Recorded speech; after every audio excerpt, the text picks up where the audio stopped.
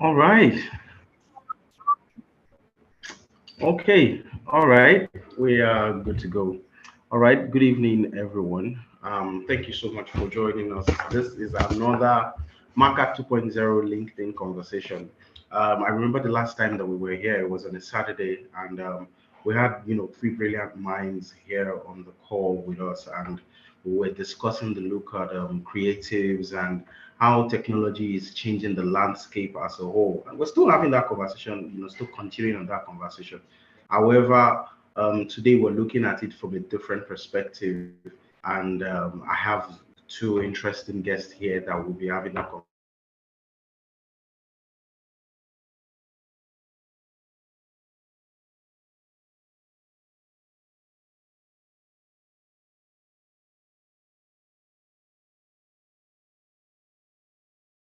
So Okay, so I think his network got disconnected.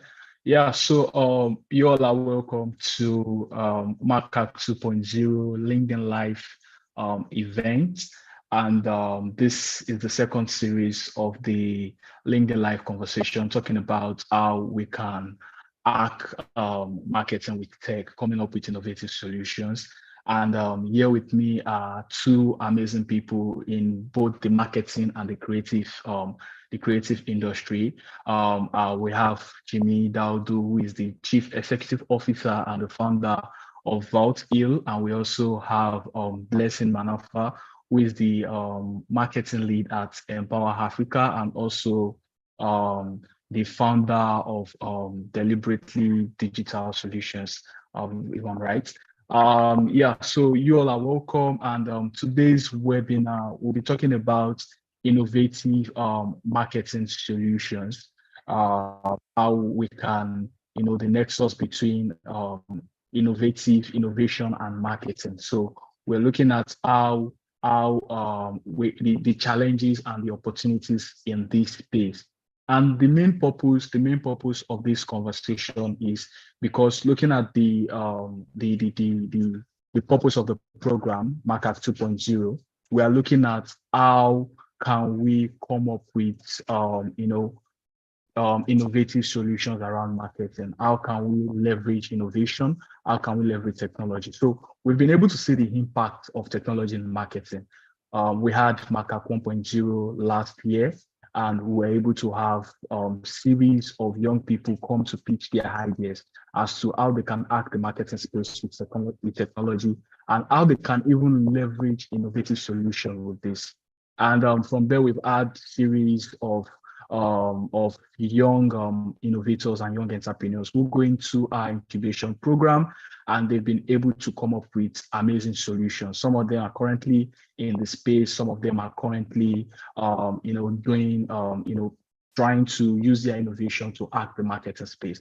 And that's why we deem it fit to have another series of the Markup, that's Markup 2.0, whereby we're looking at bringing innovators in the space. And before then, we are seeing how we can drive conversation. So this conversation is very, very important for marketing professionals, creative people in the creative space, whether in the entertainment space, whether in the media space, people doing stuff around metaverse, extended reality. So we're even big in extended reality, and that's why we have one of our speaker here, Jimmy Daudu, doing amazing stuff in extended reality. In the entertainment and media space, we have Blessing also doing stuff with Empower Africa, which we believe this conversation will help some of these young innovators on how they can come up with these innovations to hacking the marketing space, and how media professionals can start brainstorming and seeing how they can use innovation to even power the marketing space as well.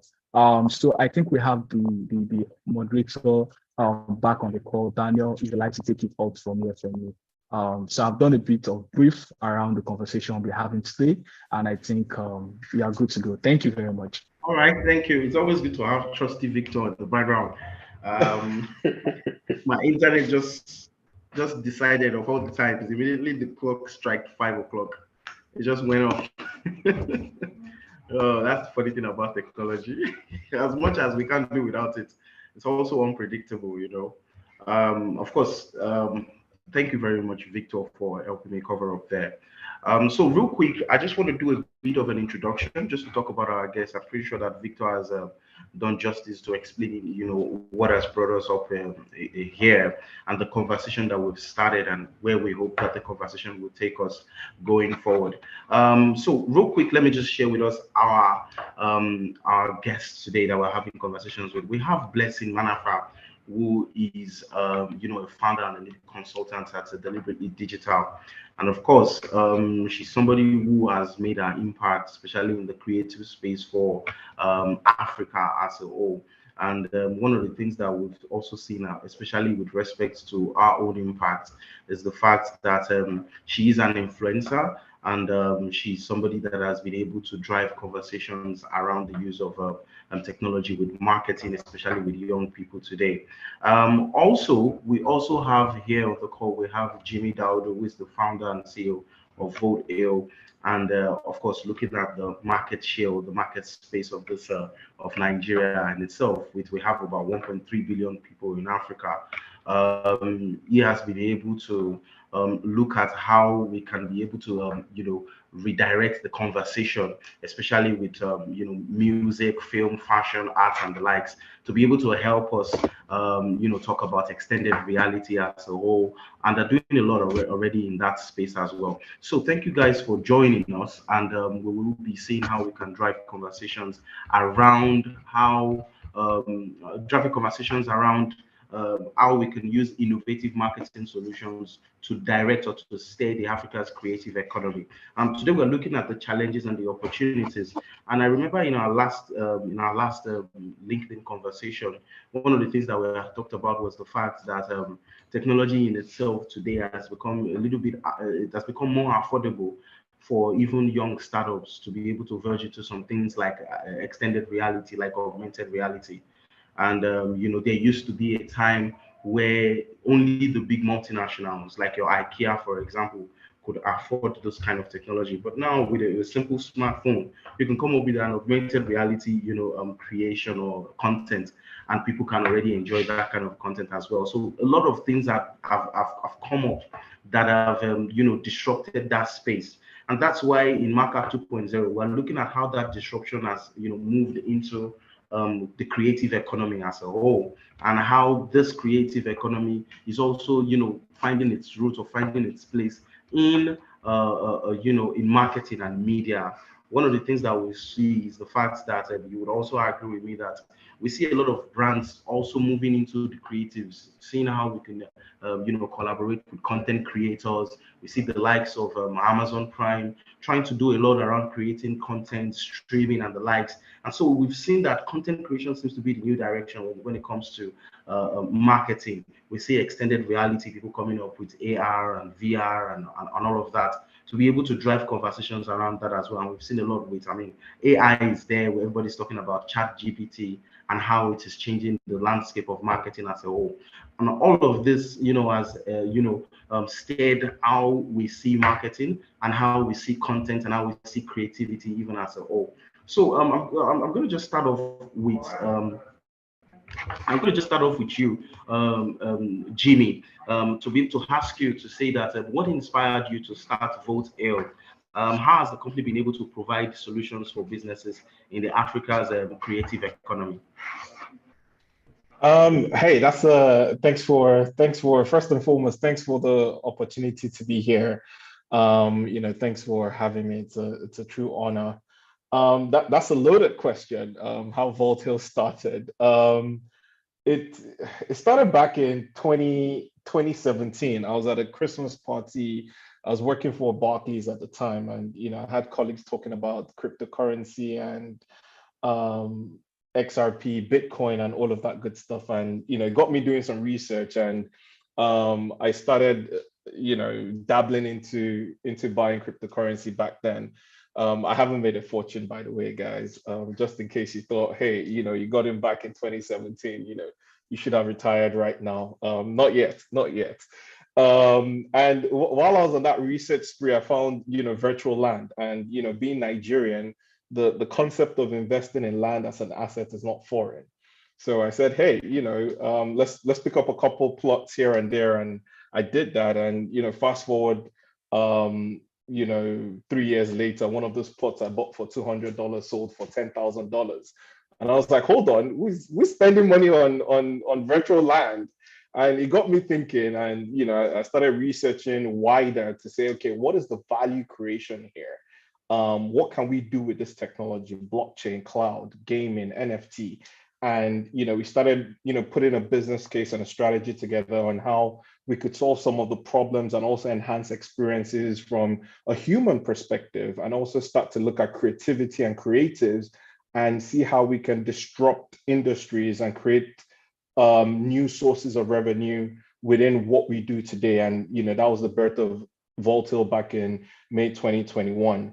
The other side of the question around how we could start looking at businesses in Africa and how we could start to enhance the creative economy. We've already started doing it. I think the first point of call is the education.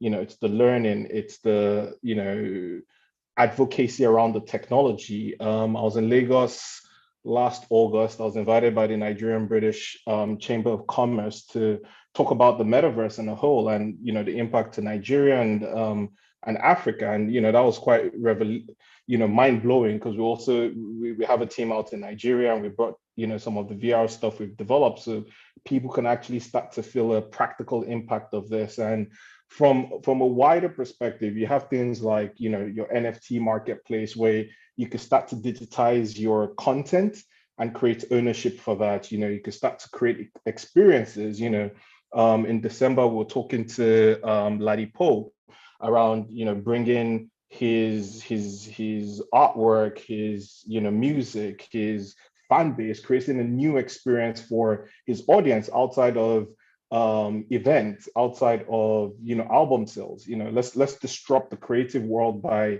incentivizing people to come into the metaverse and start looking and exploring artists and creatives work in a different light from a 3D perspective. Daniel, you talked about augmented reality earlier. So again, how do we start bringing all of this together? And I believe there's a lot of value in extended reality and disrupting African creative economy, and actually adding value to it to bring in foreign direct investment into Africa. I'll pause there for now. I feel like I've said a lot in the short time you've given me. But yeah, those are the answers to your question, Daniel. I think just for a while there, you just took us on a trip. But thank you for taking us on that journey. And of course that can already show how and that's really how creativity itself works, and that's how creation also comes about. To see how you're passionate about it, and to see how you also stumbled upon some of these things. It also shows us the simplicity of it. Nobody is born with all the ideas, nobody is born with all the concepts, but somehow as you continue to move along, you discover new ways, you discover new things, and of course you are able to capitalize and take advantage of that. Thank you very much for sharing that with us, Jimmy. Blessing, I want to ask you, Empower Africa has been making waves in the music industry across Africa. So let me ask, how have you been able to leverage, marketing solutions with promotion of the African music? What role has technology and marketing solutions played? Because now than ever before, we've seen African music and African content, get a lot of recognition internationally. We've seen people try to pay a lot more attention. We've seen the likes of Tems, we've seen the likes of Mr. Easy, we've seen the likes of our own content, Burna Boy, Davido, push content globally. How have you been able to use some of this, marketing technologies and solutions to be able to amplify our own original content? And what are the things you have learned that you feel you can attribute to your success, especially in this regard?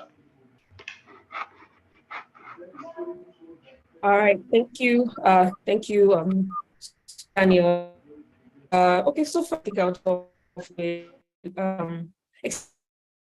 explaining what Empower Africa is. So Empower Africa is a music and label service company that believes in African music entrepreneurs. So that's from you're an artist, you're a songwriter, I mean, as much as the layman, that's the layman being the music consumer today, all he knows is that there's a song I like and I just listen to it. There's so much, that happens behind the scenes.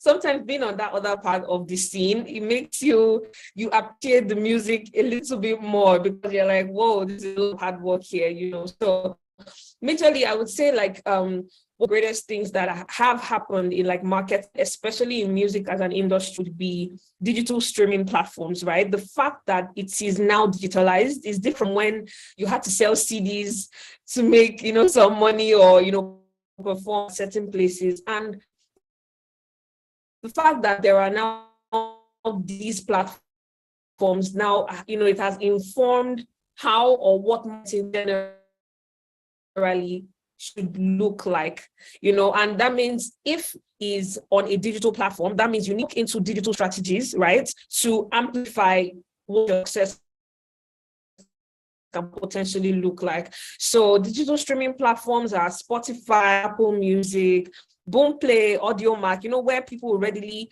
plug in, take their iPhones, take their Android phones, and just look for a Mr. Easy song and find it easily and just listen, right? So now these platforms have, in a way, informed how marketing generally happens. And that means that, obviously, we're no longer hawking or trying to sell CDs in traffic. We're not looking on to digital technologies and, strategies to amplify. So a Win Empire definitely has, stepped up in this, match the times with how marketing happens today, has been, advertising on platforms like Spotify, advertising on platforms like Apple Music. And of course, this is where data in itself comes to play, because these platforms are also they are collectors of data.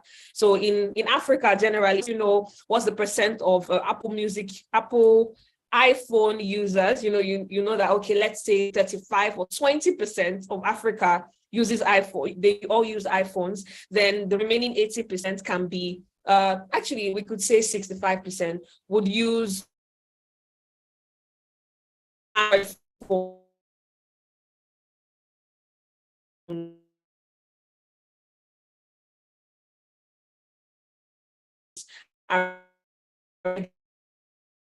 The would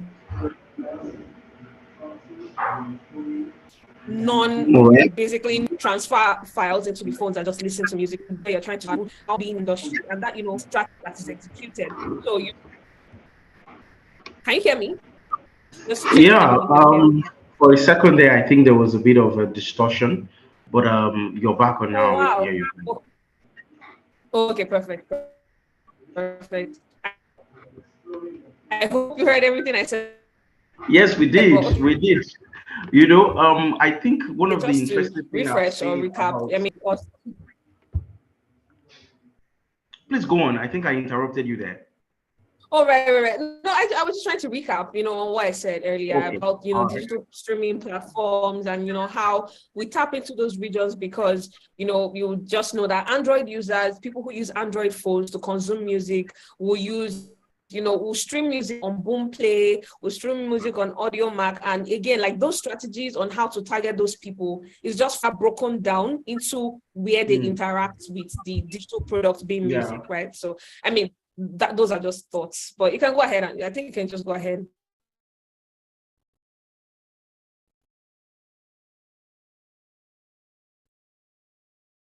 Hi, Daniel, you can go ahead.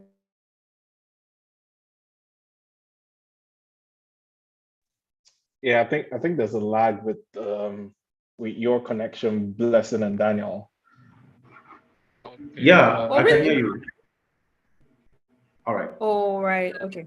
I was just saying that one of the interesting things about having the likes of you on call is the fact that I see the way you passionately talk about what you do, talking about the things that you've been able to achieve, the developments that we've seen over the years, and in a way, what it communicates to everyone looking is it's how much that goes into this that's just beyond ephemeral gains. But rather you're looking at the bigger picture. You're looking at how to make life easier. You're looking at how to make things simpler.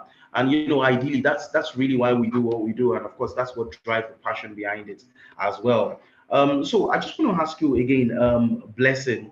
Looking at what you've said, you spoke about Spotify and Boomplay and all of that, and how that has changed the way marketing is done, especially for some of our content, for our content creators. So I want to ask, as somebody that has expertise in data analytics and marketing, what do you think will be the most significant challenges that you think marketing professionals face in our creative economy today? What do you think are those strong points that you feel still keeps us way behind the other parts of the world?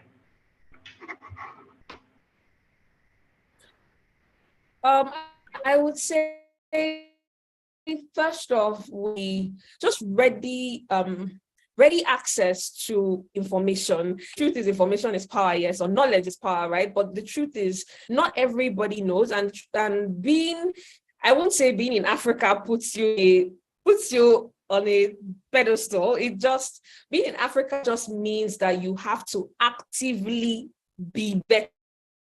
If you get what I mean, it means you have to actively find out what is happening in your industry, actively listen, put your ears out and know what people are doing right now. Check out what's going on in the US, check out what's going on in the UK, and not just stay in Africa. Because if you're in just Africa, you just find yourself doing, the routinal market cycle, doing things the same way they have been done for the past couple of years, not taking in consideration what is happening, what is changing. One of those examples would be, imagine a marketing professional not being fully aware of how TikTok transformed music consumption, right? And this happened over 11 months of the lockdown, let's say the 2020 COVID-19 lockdown. So imagine still approaching marketing post-COVID as though there was no, that would be ridiculous, right?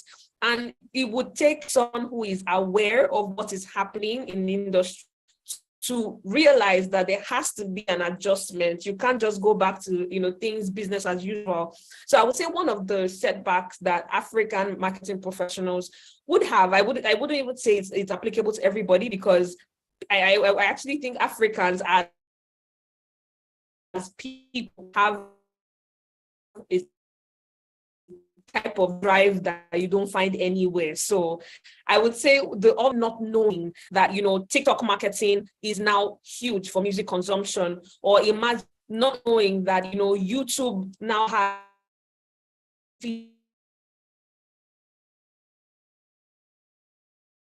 features that just helps your asset or your content. And secondly would be, just maybe let's ask funds or access to tools, having like a proper laptop, having, good enough electricity so that way you're connected to the internet well enough. So I would just say that being readily open to finding out.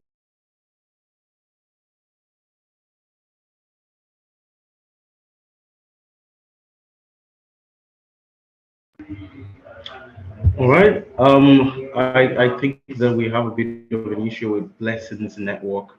But nonetheless, Jimmy, I'm going to just turn the microphone back to you. I liked what Blessing had said earlier there, and I think she was also softly making reference to our company as well, but by saying that you have to be deliberately digital. All right. So speaking about being deliberately digital, I would like to ask you, Jimmy, what do you think are the challenges that you have faced, in the years that you've worked with small and medium-sized businesses in Africa, especially because of the fact that you try as much as possible to see how you can invest in some of these businesses. What do you think are some of the challenges that they face in transforming them to digitized businesses, and how have you been able to overcome some of these challenges? So, geez, man, where do I start from? It's again, loaded question. I'd focus on a couple, right? One is learnings, and Blessing touched on this in terms of trying to use 2019, solutions for 2023 problems. That learning curve is still there, trying to get folks to understand or catch up with technology and innovation, So if I give some examples, so one of the portfolio companies at Ford's Capital was a guy that we did an asset finance deal for an Uber with him, and basically purchased the Uber. He drives it, remits some money, and at the end of I think 3-4 years, he owns the car, and he's able to take it forward from there. And part of the challenge is things like optimization of how you run your car, things like having a service contract, things like having a comprehensive insurance, basic things that you think people would care to know. But once you talk about a cost, everyone's like, oh no, I want to avoid that, but never see the benefits. So part of what we start to do is ensure that from a challenge perspective, we're able to educate people on the benefits. Yes, there might be a cost involved, but it's about that education aspect to it. Another scenario for us is looking at access to finance, for example. It's challenging, Blessing, I'm sure you guys have a lot of entrepreneurs that come in, songwriters, producers. I need some new speakers, I need some new mics, I need some new tools. And at the end of the day, it's trying to understand, how you monetize that as well from an investment perspective, right? But it's also how to understand the value that creates. If you're able to bring in or invest in X number of producers, you're able to also offer songwriters or artists a platform whereby you could start to talk about the ecosystem. So you invest in producers, you invest in songwriters, your songwriters write for your artists use your producers. So you start to follow that ecosystem of cyclical activities, and again, you use that to benefit not just the economy, but also the creatives within the space. I think another challenge is the weak intellectual property. IP is a big thing out in Africa. Again, it's the learning curve. If you go to a legal advisor or a lawyer and say, hey, I want to register my IP, and they give you a bill of 10 million naira, you're like, how much am I making first? But ultimately, you're avoiding that cost in the short term. You could make almost $1 million from that IP you have. And we've seen cases where there's a fashion house in South Africa, I can't remember the lady's name, I think Esther, her brand designs got plagiarized by a European company.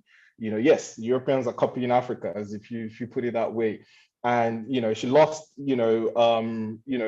tens of thousands of dollars, based on not protecting her IP. So again, once you start to look at this from a creative perspective, you start to understand those challenges and also how we start to think of how we solve them as well. That's quite interesting, and I'm glad that you also talked about intellectual property, Jimmy. So let me just move, because Blessing, I know you've worked with a couple of creatives and the likes. So maybe I should just move to you to ask them to say that using technology also, how do you think that creatives can be able to fully optimize and utilize the different tools, the different technological solutions that are available, and then how are they able to turn this, how are they able to convert their creativity into profit? Where do you think is that melting point where your creativity and the tools that you have available for you comes together to help you make money? Great question. Yeah, so I would say first off, how, as a creative, like coming from that perspective, I would say the first thing would be you should do research. First, yes, you're unique, right? Everybody feels I'm a million of my own, nobody's doing what I'm doing. Yes, we know. But the truth is, there are brands that you can look at and pick one or two things from. First off, that's, I would say, research. So that way you look at the tools you have available to you and see how best X person has used them. Because first off, the truth is what you're doing might not necessarily be the first time it's being done. So, which is why it is good to do research. Just see how it has been done across the world, across platform, actually regions where it has been highly monetized, right? You might not necessarily be in a region that will convert that same way, but how has it been monetized in Europe, in the US, in the UK? How did they get that done? Or what tools did this person have available to them? And, do a checklist. Do I even have the right tools, or the tools I have, are they adequate enough? Just basically do a roll call, right? Do that first. And once that is cleared, realize or check out how people currently make money off the content that they create. So what platforms do they put them on? Is YouTube paying the most? Or TikTok started paying in the US? Have they started paying in Africa? Basically, don't be stuck. I think I won't say setbacks, one of the things creatives have met or discussed with, only a few have stuck out, but most of them are just with the idea. So it's like, okay, after this idea, what's next? This is fantastic, but how do you put it out there? What are your intentions, right? And realizing that beyond the idea of what your content is about, doing research to find out how this particular content has played into various market shares that top brands want to tap into, aka monetize for you, right, is almost more important than the content you're creating. Because if you have something to sell but don't know how and where to sell it, it's as good as not having anything at all. So I would say a key thing would be research. So do research, find out how it is being monetized in the UK, in the US, in top markets that have high content creator revenue or income, right? And apply that to yourself, apply that to your market. Because yes, what's happening in the UK might not necessarily thrive as much in Africa, but you just might find yourself in a lane of your own where you fully adapt what is working in a perfect, in quotes, environment, here, or localize that to your region. So I would say, if I was to talk to a creative today, as I usually do, right, I will just tell them first thing, yes, have your idea here first, then figure out by researching how others who have had similar ideas, or just ideas generally, how they have monetized that same content or that same asset as a whole, and just plug into those same things and localize it to your region, right, and see how that converts for you. I hope that answered your question. Yes, it does. I mean, that's actually very important. It's important, and of course, I'm glad that you're also pointing that out now. To say that as a creative, I think Jimmy wants to add to that. Yeah. Sorry, I was just going to chip into that. So Blessing, that was fantastic. I think that idea phase is always where a lot of people are fixated on. But I mean, as they say, idea yapayaski.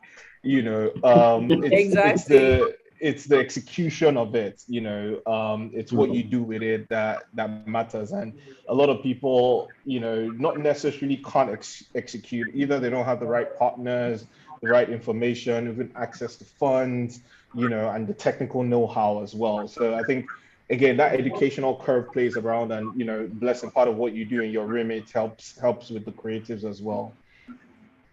Yeah. Thank you very much, Jimmy and Blessing, for that. One of the things that you're saying that I think I hold on to is to also say that in the point of your ideation, you should also bear in mind that there has to be some form of monetization coming out of this. For you to be able to tell yourself, how am I going to be able to make money off this? So that at the end of the day, you don't just go on a frenzy creating and not necessarily tying it back to something. So yes, you might not be able to make money at the start, but you should have it at the back of your mind that this is supposed to, give me something at the end. That also helps you to think in the right direction, and also to ensure that you also, just like you have talked about intellectual properties and the likes, those are some of the things that you can then use to start thinking real big, to be sure that you don't have some of your resources getting out through some loopholes and all of that.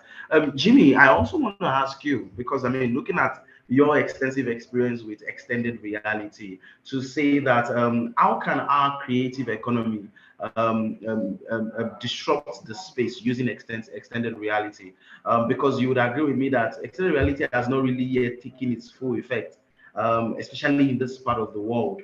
And so if we're looking at that, this dynamics, how then would you say that we can adapt, this reality that we have now in our own space? How can creatives adopt extended reality? And if they are adopting it, what do you think they can do to ensure that it becomes the next big thing?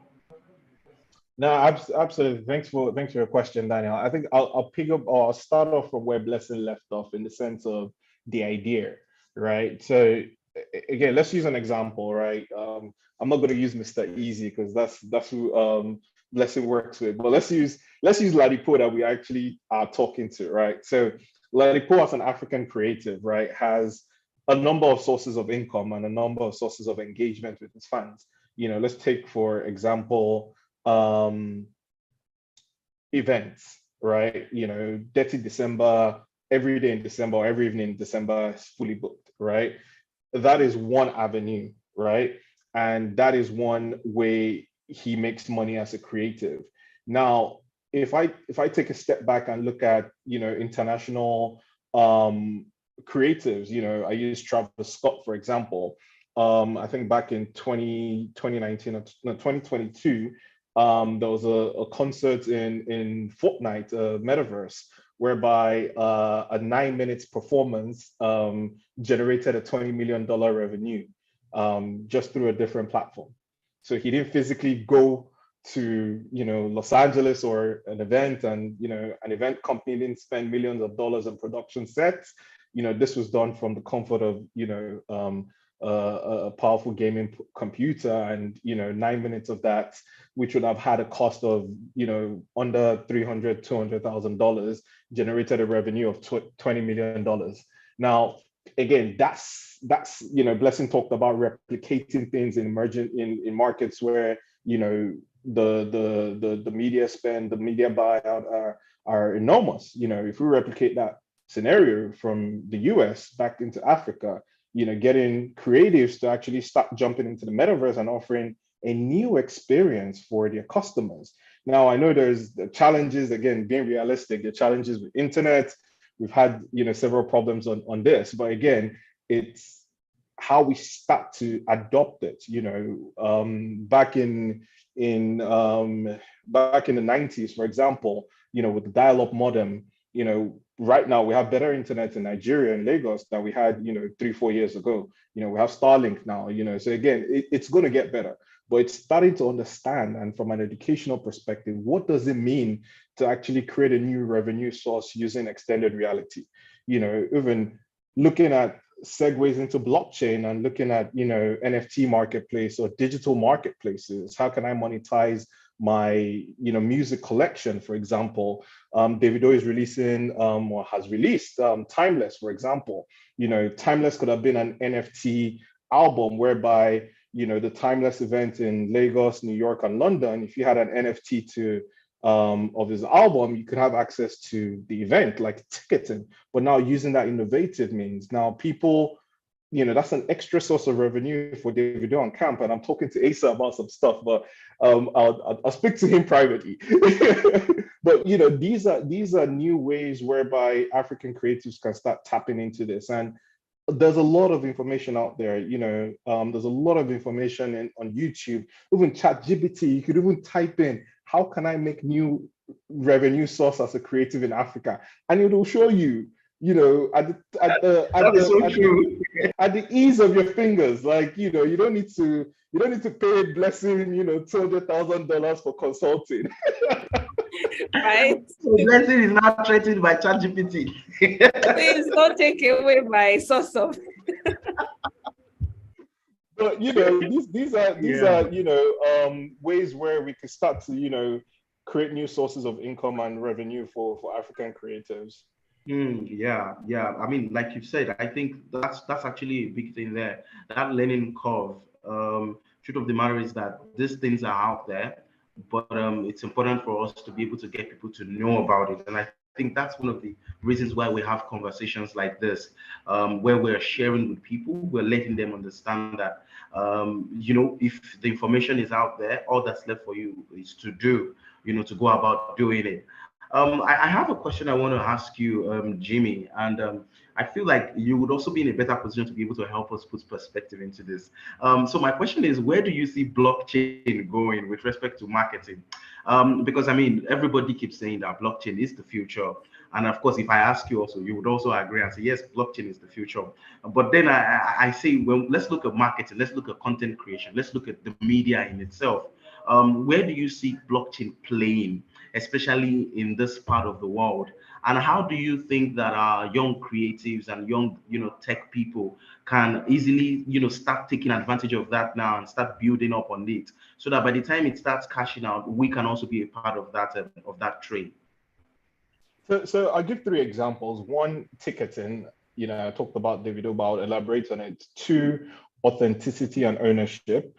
And three, loyalty and rewards, right? So the first one around ticketing, again, if I look at, you know, when I come to times when I come to Lagos in December, and you know, everyone's like, oh yeah, there's this concert, that concert, and I'm like, you know, let's go for one first. Okay, let's call it Davido's concert. We go for Davido's concert on Christmas Eve or Boxing Day, right? And we buy a ticket from what's this ticketing, online ticketing in Lagos now? I can't remember the name. The equivalent of Ticketmaster. Aria Tickets. Yeah, well, Aria Tickets is one of them. Now I purchased that ticket, right? And that's it, right? I pay for the ticket, I have it in my inbox, and when I go for the event, that's it. Now, from a blockchain perspective, you could take that ticketing and create digital tickets as NFTs. So that way it's traceable on the blockchain. You go to the event, you're verified and all of that, but it doesn't stop there.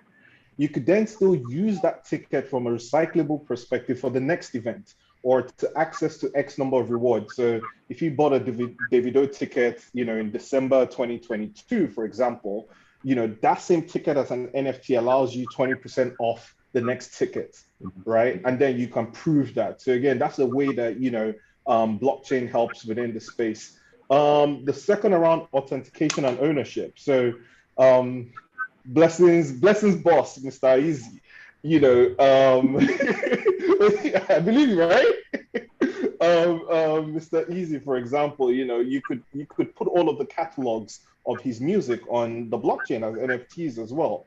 You know, industries, you know, folks in LA, Universal Records have already started experimenting with that. So that way, if you want to sell a catalog, or if you want to find, you know, the original of, you know, a song, you know, it's all traceable, and you can see the history all on the blockchain, transparent, secure, and all of that. And then the last is around loyalty and rewards. And I think I touched on earlier from a ticketing perspective, but for folks building product within the technology world, right? You know, people take the approach of we code, we build the product, and then we market, right? Within the blockchain space, Web3 space, marketing is done from day one, before even the product is built. And a lot of that is incentivized, you know, so you could create a cryptocurrency token, you could use that to, you know, incentivize behavior, people to download, people to access, people to enjoy certain benefits. You know, you could create a mini game and have quests, and, you know, people pick up, you know, digital Naira notes, you know, across Lagos virtually, and, you know, they get, you know, incentivized from that. You know, all of this loyalty schemes, you know, Eco Hotel, for example, Marriott's Bonvoy, for example, you know, you could start to use all of those on the blockchain, for example, and all of this is already starting kicking off. And for Africa creatives, it's starting to look at, okay, if I am Ladipo, if I'm Mr. Easy, how do I now start thinking of not just the consumers in Lagos, in Africa? Let me start thinking of it globally. You know, there's a percentage of people that are already adopting blockchain. You know, that's already a new stream of income for yourselves. So, you know, starting to think about those things and executing on them. Oh, interesting. I have to say that this this is why we're here, and I think you've already started giving people ideas. You know, the purpose of this conversation, again, it's supposed to be a build-up for our Macaque 2.0. So you would, of course, know that we have quite a number of people. I mean, we have over 1,000 people registered at the moment. And these are all young people who have registered to participate. And the idea is for us to say that these are the focus areas. We have extended reality, immersive experience, we have content creation, and of course, we have, robo marketing as well, to see how we can use, artificial intelligence and machine learning to drive marketing. But however, what we had said is to say that you don't even have to have a plan or an idea yet. Just know that you want to do something different. We'll put you in a team, and as a team, you can ideate. And so I'm actually glad that some of these things you have already started giving some people ideas on where to start from, and what they should already start going ahead with, and all of that. And I think that that's something that people can always take learning from. Blessing, I was just rounding off. I want to ask you, what do you think should be the KPIs or the metrics you can use to measure success, especially when you look at content and the marketing in itself? Aside the conventional number of followers that you have or number of views that you get in a video, there are some contents that are not necessarily, you might not be able to attach followers and views to it.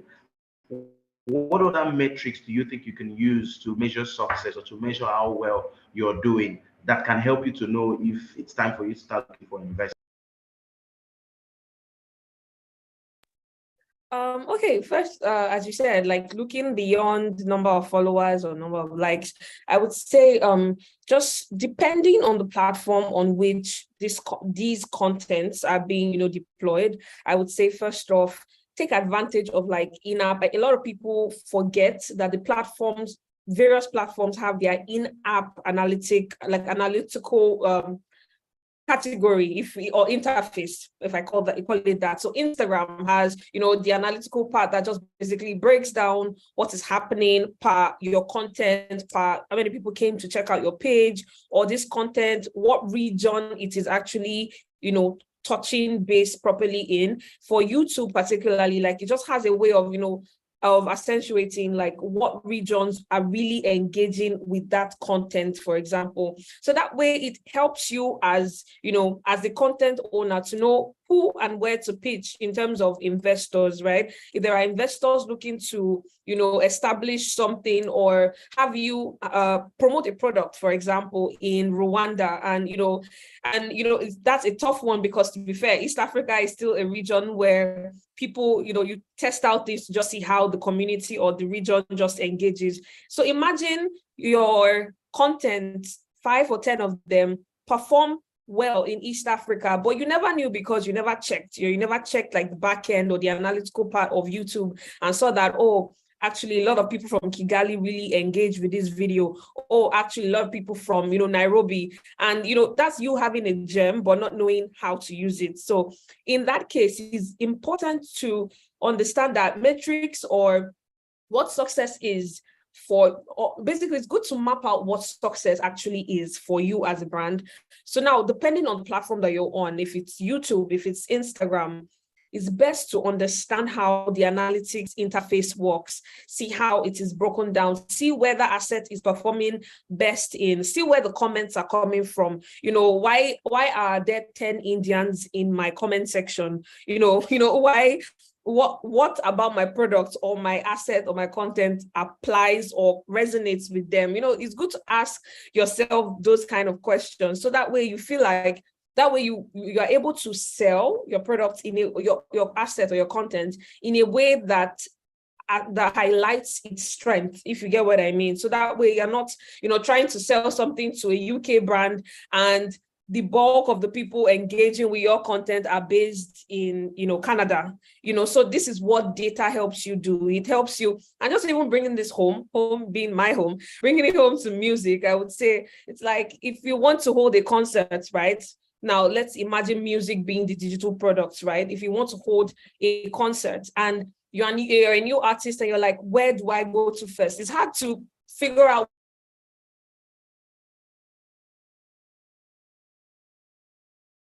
I was on such a person's team. The first thing I would do is just run a research or an analysis on the top streaming regions of that person's music. And then you'd realize that, oh, Toronto is like in love with you. It's like, that's where you go and hold your first show. Yeah, because you only sell a product to a market that is already engaging with that product. So just bringing it back to what analytics does, is best to, tap into in-app analytics, whatever platform it is that your content is thriving on.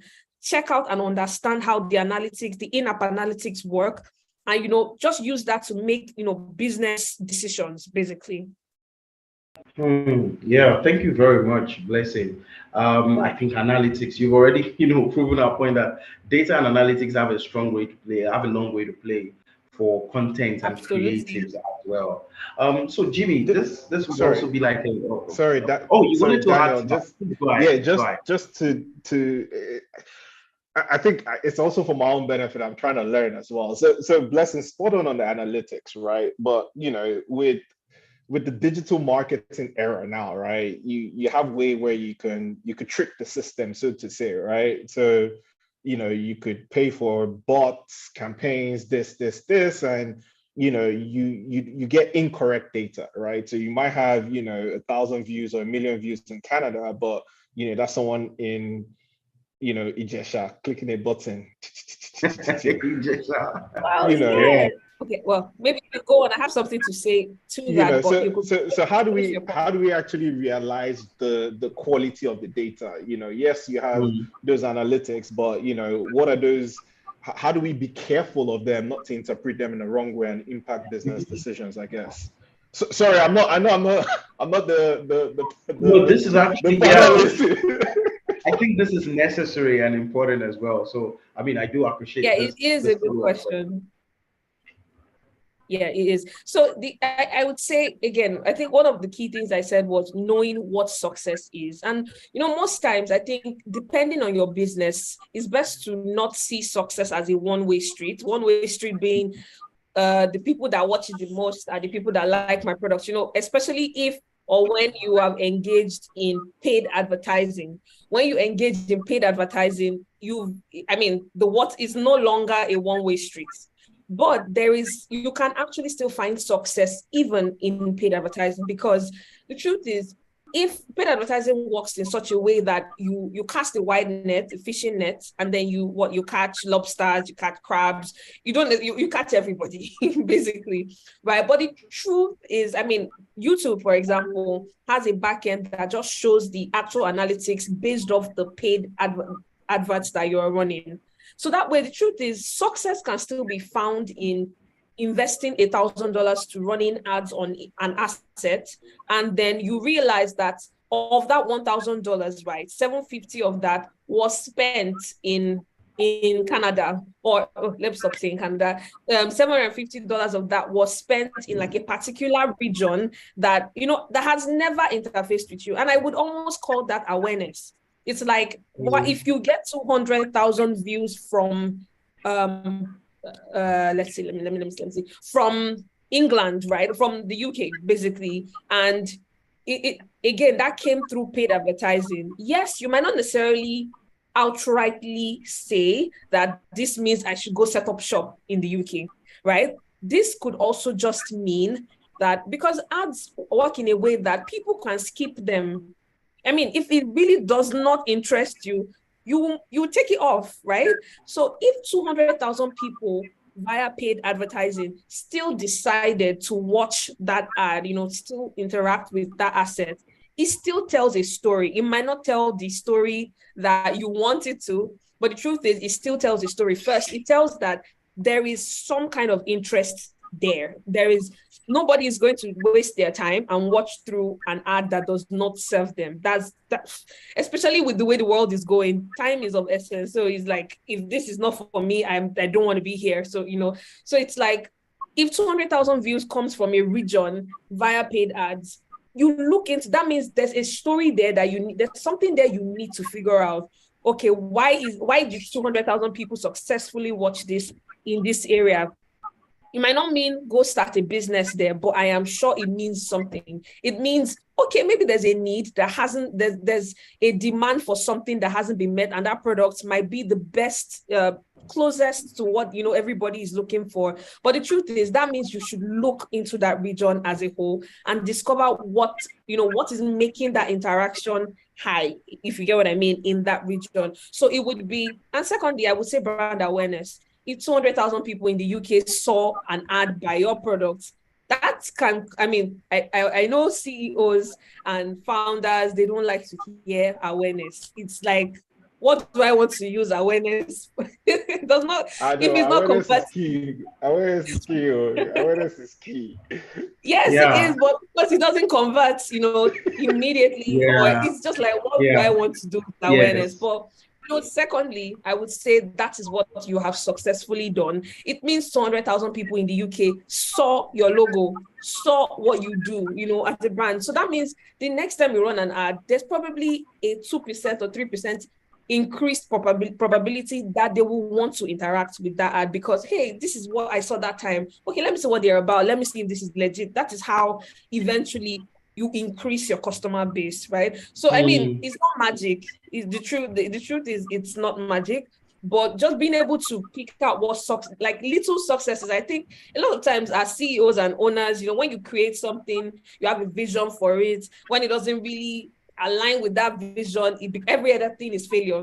But the truth is, there are little successes. There are there are little things to, you know, figure out yeah. here and there that eventually will translate. That's what I'm trying to say.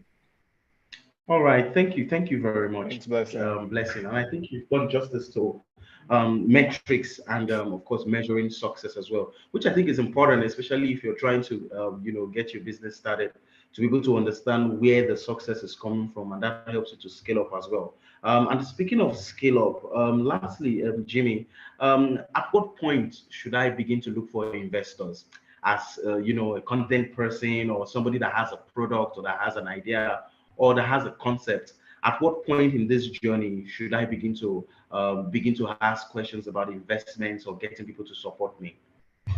It depends on the product and it depends on, what you're after. If I give an example, if you're a songwriter and you can write, songs on your phone or on your laptop, you can't now, say you're looking for investment to set up a bespoke, office desk with screens and all of that you start small, right? You get that traction, in the tech world, they call it bootstrapping.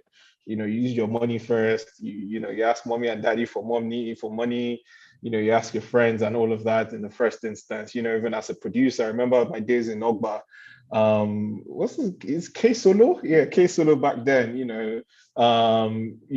would, start off with, a few equipment, even ID Kabasa back then as well, I saw his studio and, all of those good stuff back then. Again, started small, get the drums, get the piano, get this, get that. And, once you start getting that traction with artists coming in to record as a producer, you then now want to scale to get the high-end equipment. I don't know what the landscape is now these days, but I see things on Instagram and I'm like, this is looking like DJ Khaled's studio. What's going on here? Which is impressive. So I think to answer your question, it depends on where you are and what you're doing. Everyone's finance needs are different. There are people that don't actually even need finance. They're good, selling their services, as a songwriter to artists and, producers, and they're good, but again, when you now want to start scaling up, if you take an example of what Blessing and Co are doing at Empower, for example, that requires skill, that requires financing. Talking to multiple producers, multiple, DJs, multiple artists, you need to fund them. You need to, there are loads of things you need to take care of from an operational cost perspective, marketing, awareness, that's all money.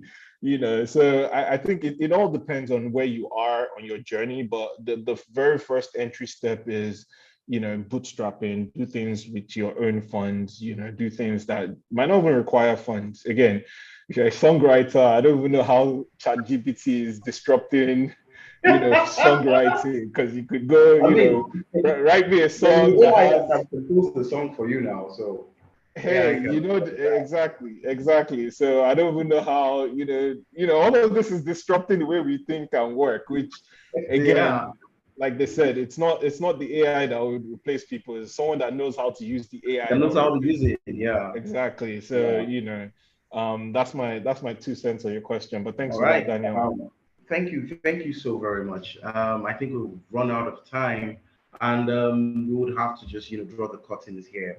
However, if you're watching and you're not yet registered or you're still contemplating, registration is still open. You can quickly go to the site markhack.tech to register to be a part of Markhack. And of course, you've heard a couple of ideas from our guests today. Talked about different things that you could come up with. I mean, and of course, some of them can even be an element, just a part of something bigger. The beauty of Markhack is the fact that you get to collaborate with a team of about 4 other people aside yourself, and together you can come up with something big, something massive. And of course, these are some of the elements you can put into it that eventually becomes a big product. It becomes a disruption of tomorrow, the Netflix of tomorrow, and the likes. So thank you so very much for joining us, Jimmy and Blessing. It's been an absolute pleasure having you here and having this conversation. It's enlightening, it's educating, and of course, I'm sure that everyone that watched also enjoyed it, and we had something or the other to pick home and go with from this session. Thank you very much for being a part of this. Thank you to our host, Victor, for having us. Thank you, Jimmy. Thank you, Blessing. Thank you. Thanks for having me. I hope that you'll be able to join us at our launch event. Thank you. Yeah. So I hope we'll be able to see you. I don't know if Jimmy will be able to join us, but I think Blessing should be able to join us at our launch event. Looking forward to seeing you guys, whether you're there or not, or virtually. Thank you guys for joining. Thank you very much for your time. You'll have a lovely evening.